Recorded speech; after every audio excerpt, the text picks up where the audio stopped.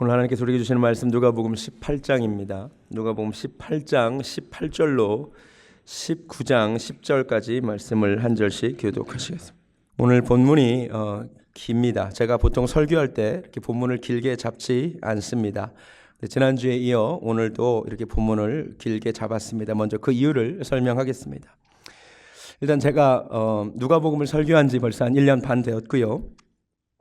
올해 4월에 부활절이 다가오는데 이 부활절 스케줄에 맞춰서 누가복음을 끝내면 좋겠다는 생각이 들어서 조금 속도를 내는 측면이 있습니다. 근데 그보다 더 중요한 이유, 한 가지 에피소드를 각각 살펴볼 때도 은혜가 되지만 이 이야기들이 다른 만남들을 다루고 있지만 관통하는 주제가 하나 있음을 발견하게 되었기 때문입니다. 오늘 본문에 크게 예수님을 만난 세 사람이 등장함을 알 수 있습니다. 첫 번째 사람은 부자 청년입니다. 그렇죠? 관원입니다. 엘리트죠. 성공한 사람이죠. 종교적 계명도 잘 지키는 사람. 아마 평판이 좋았을 것입니다. 마태복음 19장에 분명히 그리고 아직 청년이라고 나옵니다. 오늘날 이런 청년이 교회에 오면 어떻게 될까요? 1등 신랑감일 겁니다. 예수님이 만난 두 번째 인물은 거지 맹인입니다. 첫 번째 인물과 완전히 반대죠.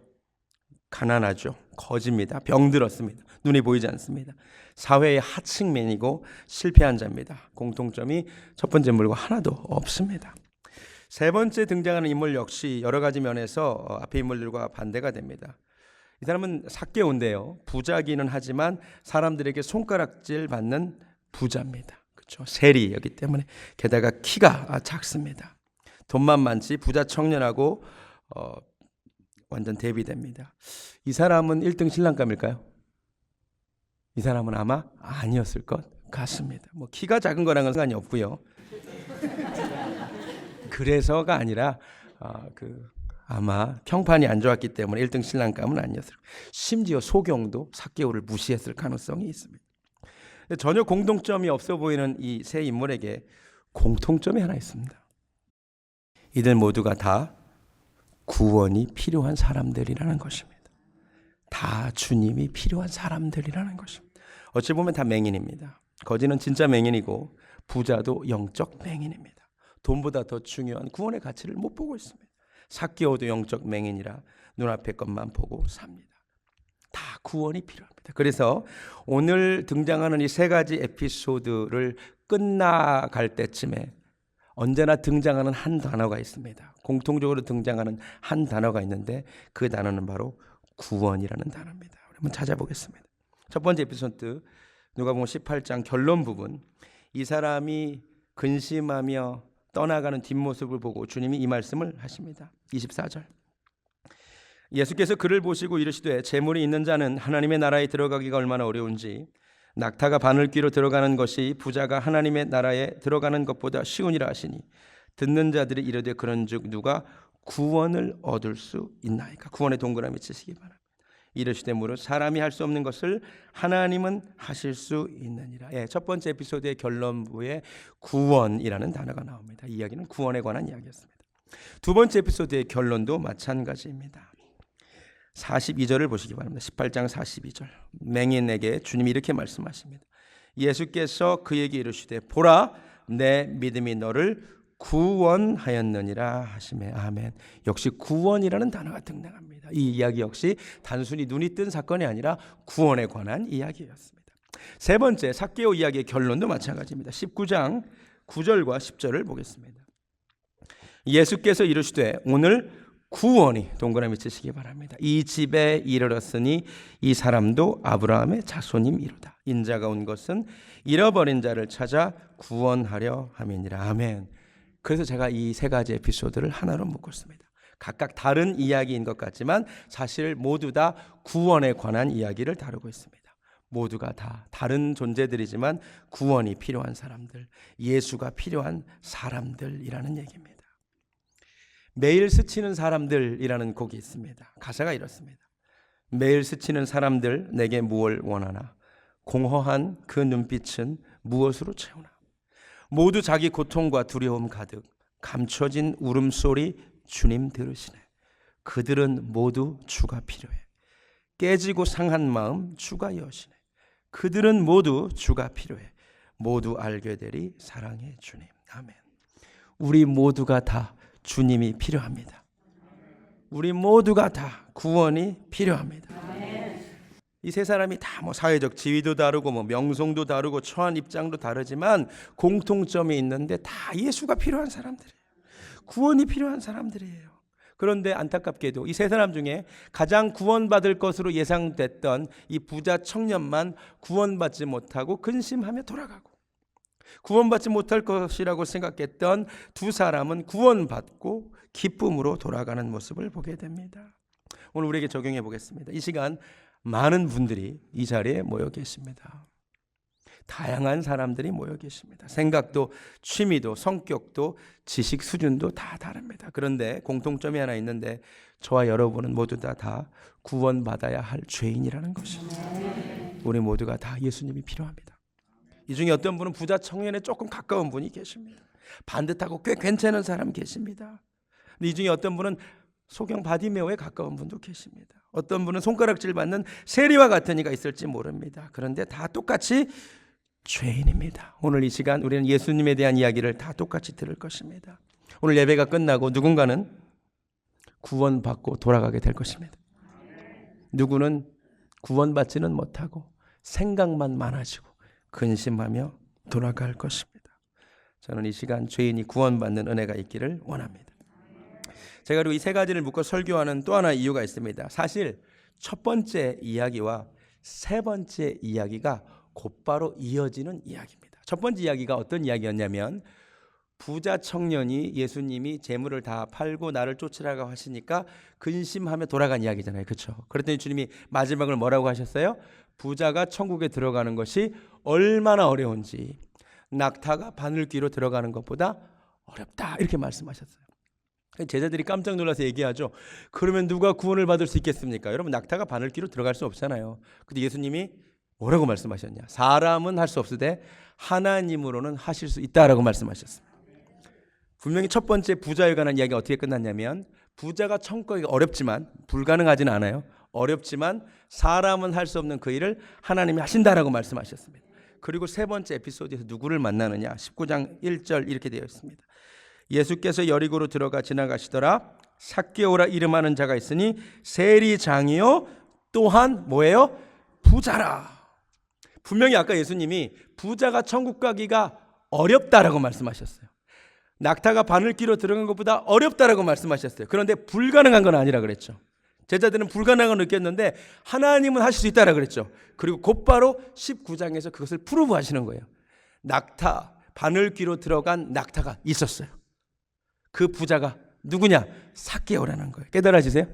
그러니까 사실 첫 번째 에피소드와 세 번째 에피소드가 곧바로 연결되는 이야기입니다. 이거는 두 부자 이야기입니다. 그런데 중간에 예수님이 이 두 번째 부자를 만나러 가는 길에 소경 바디메오가 끼어든 이야기입니다. 이제 이 본문이 파악이 되셨습니까?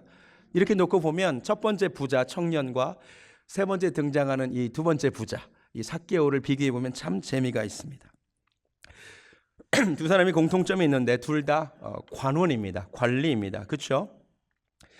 젊은 청년은 직무는 안 나오는데 꽤 높은 자리에 있었던 것으로 보입니다. 일설에 의하면 사내들인 공회원, 우리나라로 치면은 국회의원에 해당하는 높은 직위에 있었던 사람이었습니다. 이 사람은 존경받는 관리였습니다. 두 번째 등장하는 이 부자 삭개오는 관리는 관리입니다.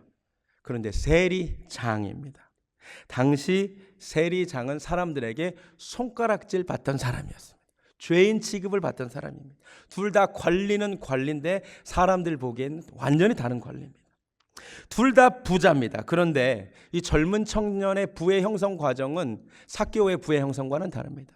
성경에 분명 젊은 청년 부자라고 나옵니다. 여러분 오늘날은 젊은이가 창업을 해서 부자가 될 수 있습니다. 자수성가가 될 수 있습니다. 그런데 예수님 당시 시대에 젊은이가 부자가 될 수 있는 유일한 길은 부모로부터 재산을 상속받는 것밖에 없습니다. 그러니까 이 젊은이는 부모가 돈이 많은 사람들이었어요. 그 부모의 재산을 고스란히 상속받은 사람이었습니다. 삭개오는 부자는 부자인데 부의 형성 과정이 달라요. 이 사람은 악착같이 돈 모은 사람이에요. 세리라는 직업을 통해서 돈 모은 사람이에요. 여러분, 세리가 어떤 직업이냐? 당시 로마 식민지였는데 로마가 정한 세율보다 세리가 더 높게 매겨요. 그리고 차액을 자기가 남기는 거예요. 그래서 사람들이 그렇게 세리를 손가락질했어요. 죄인이라고 불렀습니다. 오늘 또 예수님이 삭개오 집에 들어가니까 19장 7절 보세요. 무사람이 보고 수군거려 이르되 저가 죄인의 집에 유하여 들어갔도다. 아시겠어요? 그리고 그 사람의 부의 형성 과정이 분명히 다른 사람을 속여 빼앗은 것이 분명한 게, 이 사람이 회개한 다음에 뭐라고 얘기해요? 내가 누구의 것을 속여 빼앗은 일이 있으면 내 갑절이나 갚겠습니다. 이렇게 얘기합니다. 둘 다 부자는 부자지만 완전히 다릅니다. 근데 놀라운 것, 둘 다 예수님을 만나는데 결정적으로 예수님을 만나고 나서 돈에 대한 생각이 바뀝니다. 이 젊은 청년 부자는 예수님을 만났지만 그래도 돈을 포기하면서까지 예수님을 따라갈 수는 없다라고 생각했어요. 돈을 포기하면서까지 영생을 얻고 싶지는 않았습니다. 그런데 삭개오는요, 악착같이 그렇게 돈을 모았음에도 불구하고 예수님을 만나고 났더니 돈의 가치가 사라짐을 느꼈습니다. 구원이라는 것이 얼마나 귀한 것임을 깨달았습니다. 그래서 돈을 포기하고 예수님을 따라가기 시작합니다. 부자 청년에게 있어서 예수님은 따라가면 좋은 존재이긴 하지만 돈을 포기하면서까지 따라갈 존재가 아니었다면, 삭개오는 예수님은 돈을 포기하면서까지도 따라갈 수 있는 존재였습니다. 사실 이 젊은 부자는 자기가 힘들어서 번 돈이 아니에요. 부모에게 그냥 고스란히 물려받은 돈이에요. 사실 포기하기 힘든 사람은 삭개오입니다. 악착같이 그동안 죄인이라는 손가락질 받아가면서 돈을 그렇게 모았는데 예수를 만나고 나서 이거를 포기했다는 겁니다. 할렐루야. 이 차이가 엄청난 결과를 만들어냅니다. 여러분, 구원이 얼마나 큰 사건인 것을 아십니까? 내 영혼이 구원받는 것이 얼마나 큰 일이라는 것을 아십니까? 부자는 몰랐습니다. 히브리서 2장 가보시겠습니다. 히브리서 2장. 성경에 구원을 이렇게 표현합니다. 구원이라는 단어 앞에 다음과 같은 형용사를 쓰고 있습니다. 히브리서 2장 3절입니다. 우리가 이같이 큰 구원을, 구원 앞에 무슨 형용사를 쓰고 있죠? 큰, 영어로 great salvation. 성경은 구원을 큰 사건이다 라고 표현합니다. 근데 이같이 큰 구원을 등한히 여기면 어찌 그 보응을 피하리요 라고 말합니다. 여러분에게 있어서 구원은 얼마나 큰 사건입니까? 돈보다 구원이 정말 큰 사건입니까? 돈보다 예수님이 정말 크십니까? 정말입니까? 여러분에게 예수님은 돈을 포기하면서까지 따라갈 수 있는 존재입니까? 아니면 예수를 따라가고는 싶지만 돈은 절대 포기하지 못합니까? 돌직구를 던질게요. 돈이 커요? 예수님이 커요? 좀 생각하고 얘기하면 더 좋을 것 같아요. 자, 쉽게. 복권 1등 당첨된 사람이 부러워요? 오늘 예수 믿은 사람이 부러워요? 솔직해집시다. 솔직히. 정답은 우리가 알고 있는데 솔직히. 지금 복권에 당첨된 사람이 부러워요? 오늘 예수 믿고 구원받은 사람이 부러워요? 솔직하지자고. 할렐루야. 더 이상 사실 설교할 필요가 없어요. 이런 분들에게. 좀 더 돌직구. 딸이 있는데 딸이 결혼할 연령이 됐어요.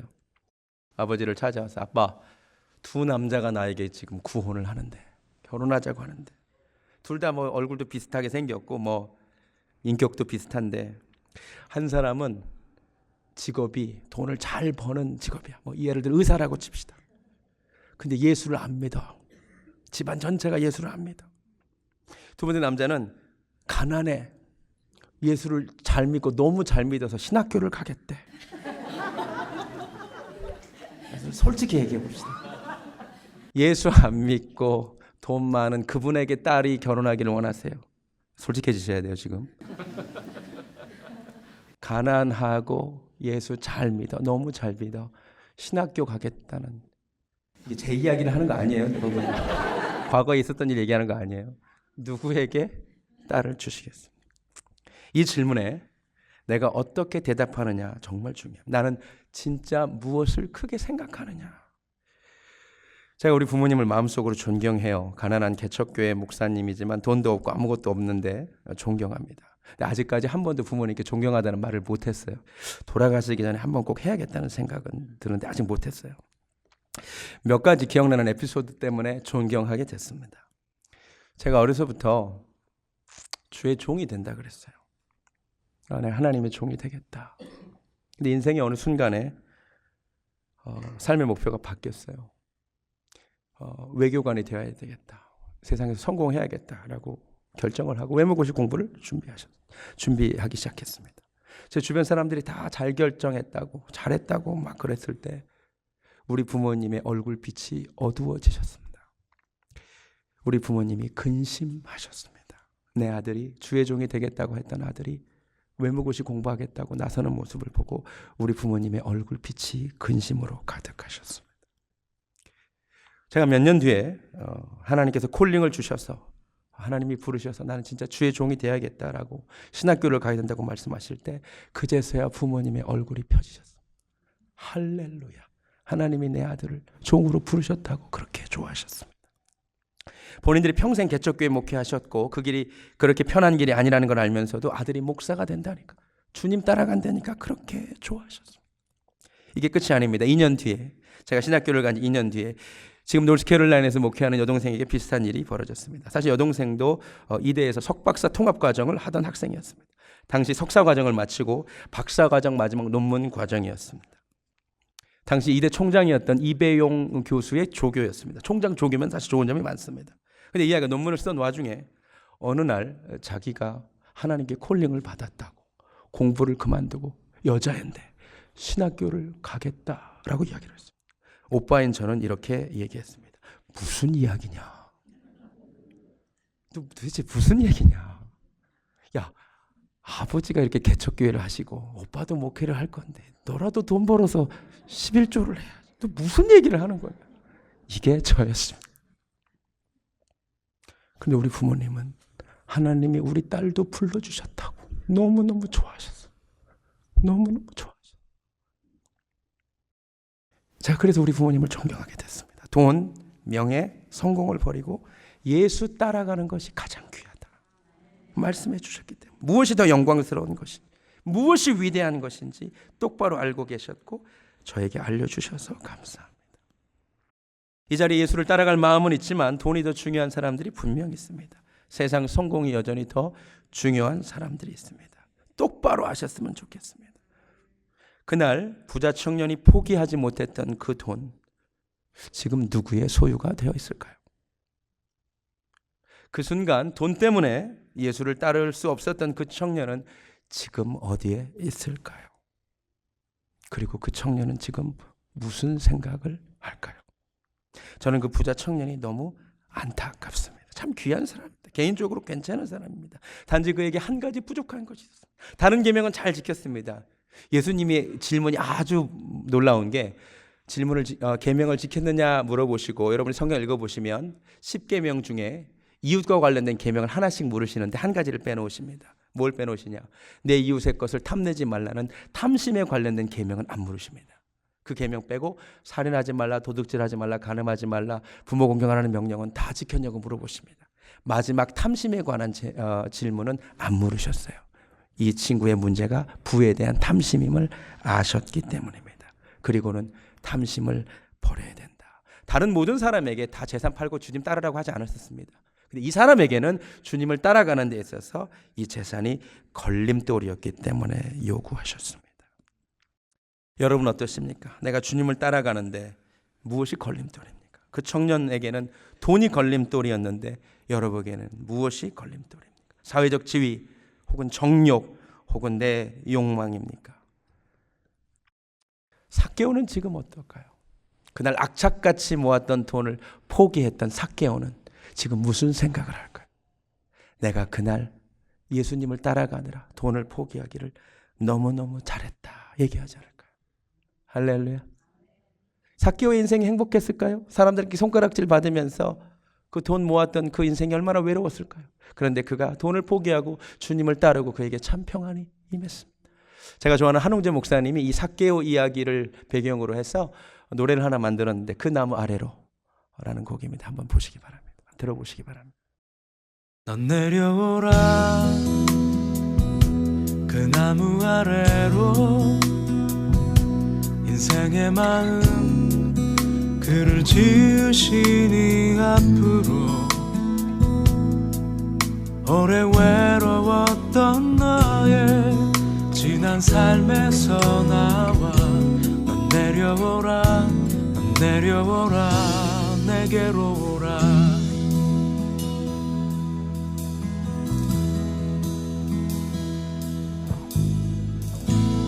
사람이 산다는 일은 참으로 이상한 일 같다 얻으려 애써도 결코 얻을 수 없던 무언가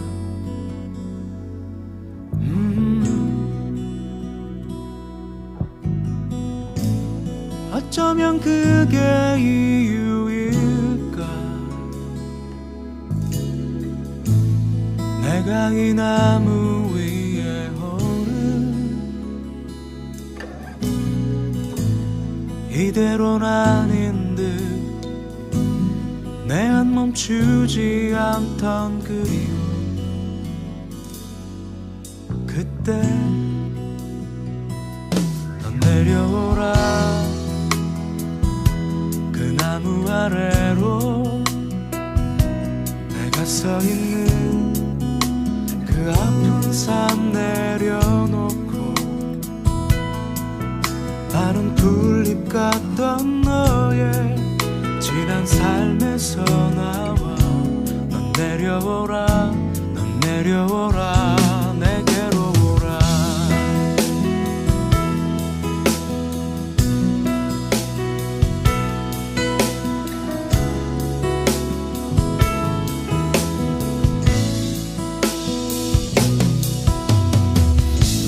수많은 사람들 중에 나는 언제나 혼자였지 많은 걸 가져도 항상 내게 없는 건 마음 누군가의 마음 넌 내려오라 그 나무 아래로 인생의 마음 그를 지으시니 앞으로 오래 외로웠던 너의 지난 삶에서 나와 넌 내려오라 넌 내려오라 넌 내려오라 그 나무 아래로 내가 서 있는 그 아픈 삶 내려놓고 마른 풀잎 같던 너의 지난 삶에서 나와 넌 내려오라 넌 내려오라 내게로 오라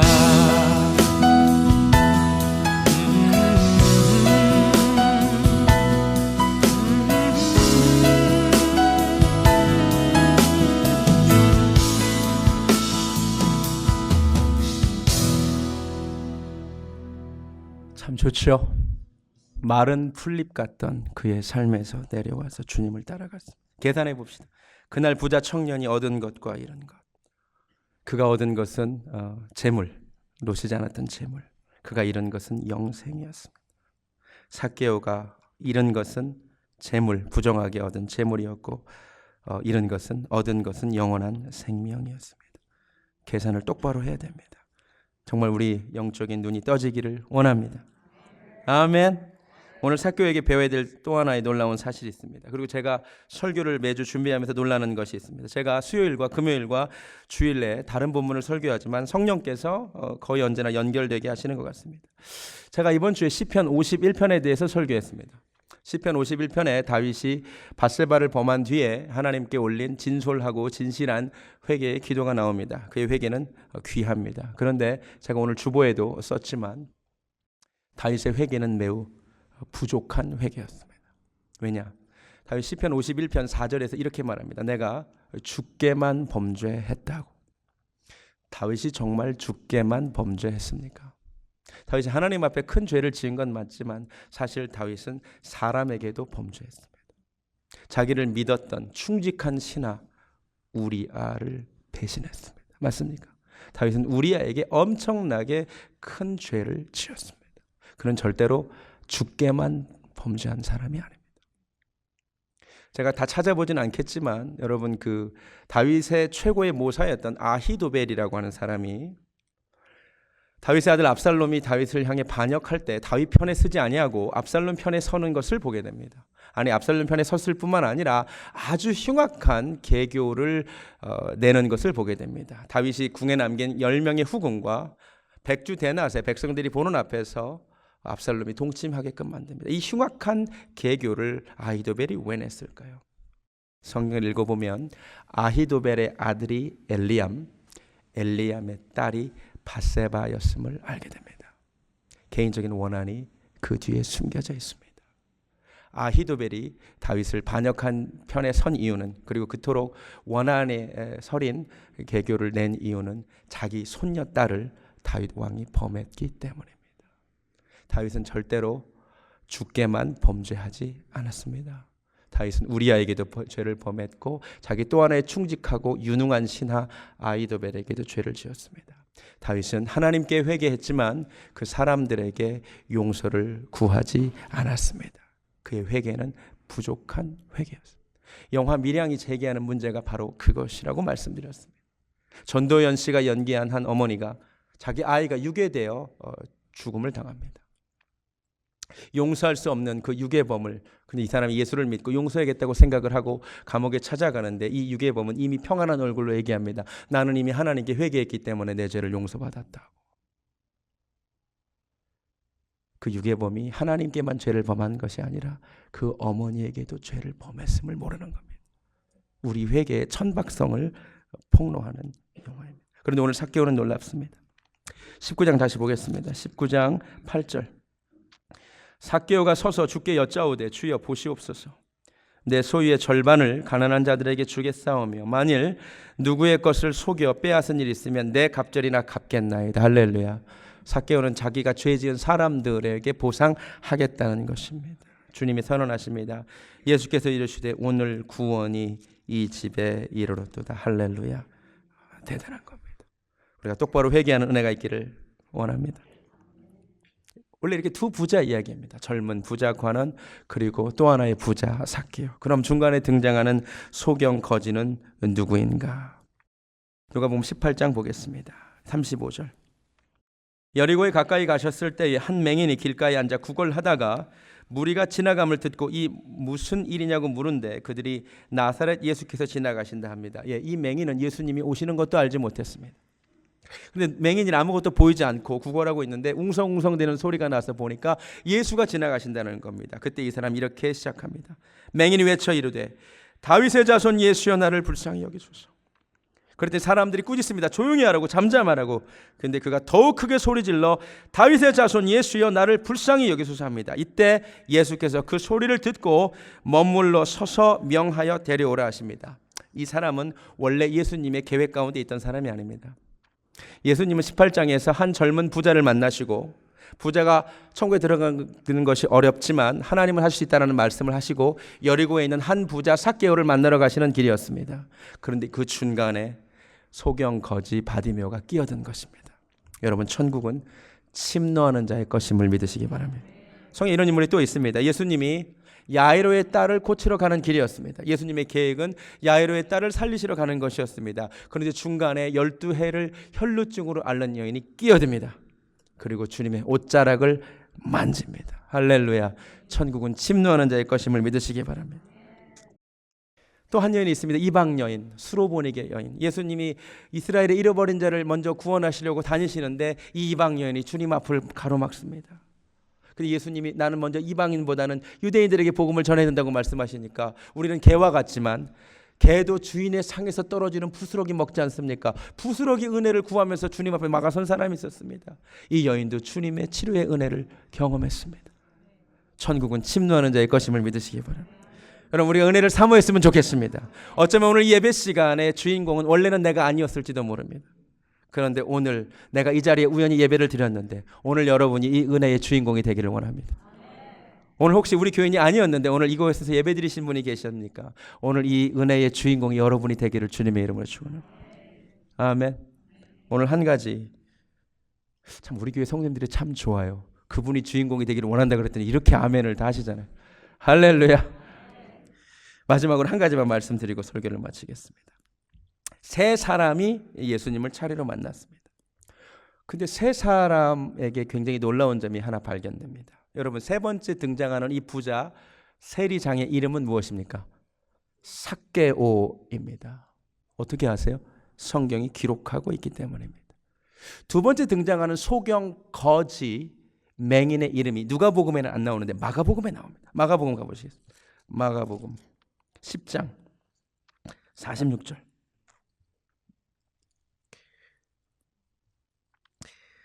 그들이 여리고에 이르렀더니 예수께서 제자들과 허다한 무리와 함께 여리고에서 나가실 때에 디메오의 아들인 맹인 거지 바디메오가 길가에 앉았다라고 말합니다. 예, 이 소경 거지의 이름도 바디메오였다라고 성경이 기록하고 있습니다. 참고로 디메오의 아들 바디메오라 그러잖아요. 바로, 성경에서 바로 시작되는 이름은 뭐뭐의 아들이라는 뜻입니다. 그래서 바나바도 위로의 아들, 권면의 아들 뭐 이렇게 얘기를 하잖아요. 바유나 시모나, 그 요나의 아들이라는 뜻입니다. 오늘날에도 이런 식의 이름이 영어권에 많이 있습니다. 그 맥, 오, 이게 다 누구의 아들이라는 뜻이래요. 여러분, 맥도널드는 도널드의 아들이라는 뜻이에요. 모르셨죠? 메가더 장군은 아서의 아들이라는 뜻입니다. 원래 오브라이언은 브라이언의 아들, 오닐, 샤킬 오닐, 닐의 아들이라는 뜻입니다. 그래서 이 바디메오도 디메오의 아들이라는 뜻입니다. 근데 어쨌든 중요한 것은 당시 사람들에게 손가락질 받던 쇠리의 이름이 성경에 기록되고요. 당시 사람들이 별로 기억하지 않았을 소경 거지 바디메오의 이름도 성경에 기록하고 있는데 사복음서를 아무리 뒤져도 이 부자 청년의 이름은 안 나옵니다. 마태복음에는 한 청년, 마가복음에는 한 사람, 누가복음에는 한 관원이라고 나오지 어디에도 이 친구의 이름이 등장하지 않는다는 것을 발견하게 되었습니다. 다분히 의도적입니다. 제가 부자와 나사로에 대해 설교하면서 이미 말씀드렸습니다. 하나님이 기억하시는 이름이 있고 하나님이 기억하지 않는 이름이 있습니다. 그 당시에 이 세 사람 중에 사람들은 분명히 부자 청년 이름을 기억하셨겠지만 예수님은, 그리고 성경 저자는 의도적으로 이 청년의 이름을 기록하지 않습니다. 기억하지 않습니다. 반면 바디메오는, 삭개오는 이름이 기억되고 기록됩니다. 돈 때문에 주님을 쫓아가지 않는 그 한 사람의 이름이 영원히 기억되지 않습니다. 무서운 사실입니다. 오늘 설교 찬양으로 오랜만에 이 찬양을 골랐습니다. 구름 같은 이 세상, 가사를 보여주시기 바랍니다. 구름 같은 이 세상 모든 부귀영화 나는 분토와 같이 내어버리고서 오직 천국의 복만 사모하며 사니 주여 내 작은 이름 기억하옵소서. 아멘. 이 찬송가의 후렴은 이렇게 끝납니다. 주가 나의 이름 보좌 앞에 놓인 어린 양 생명책에 기록하셨을까? 여러분, 정말 주님이 우리 이름을 기억하실까요? 나의 이름이 어린 양 생명책에 기록되었을까요? 굉장히 중요한 이슈입니다. 부자 청년의 이름이 기억되지도 기록되지도 않았음을 꼭 생각하시기 바랍니다. 내 이름이 정말 기록되었을까 생각하면서 이 찬양 하나님 앞에 부르겠습니다. 구름 같은 이 세상, 정말 구름 같은 세상입니다. 안개와 같이 사라질 세상입니다. 주님 앞에 섰을 때 우리 이름은 기억될까요?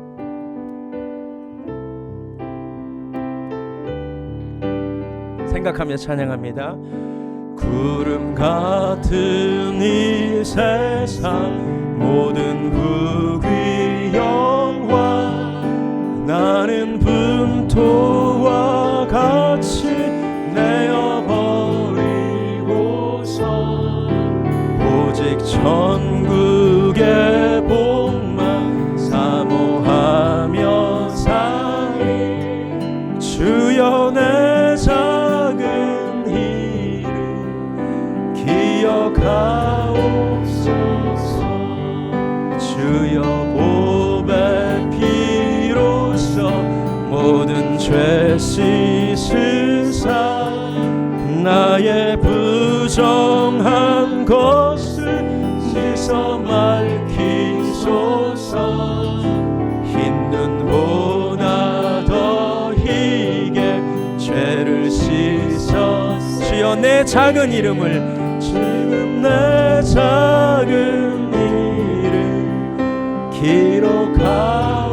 아멘. 죄가 하나도 없고 아무 병도 없는 영화롭고도 밝은 천국으로 우리가 올라가기 원합니다.